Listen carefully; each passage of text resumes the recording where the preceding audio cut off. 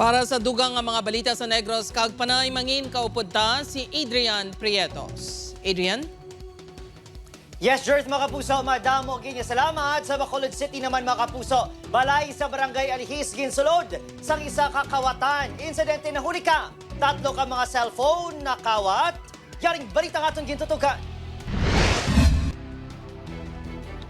Sa siniakuha sa CCTV, makita ang lalaki nga nakasweater kag nakakalo nga nagatindog sa tubang sang balay sa Barangay Alihis, Bacolod City.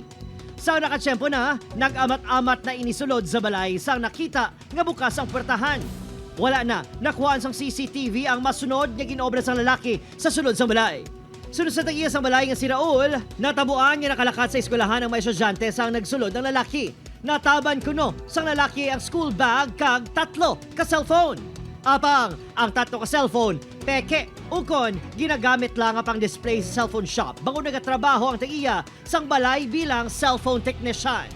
Usually, gina-display to sa mga tindahan. Jackpot gid, 3 to mo. Ay, ginahampangan to ng bata ko.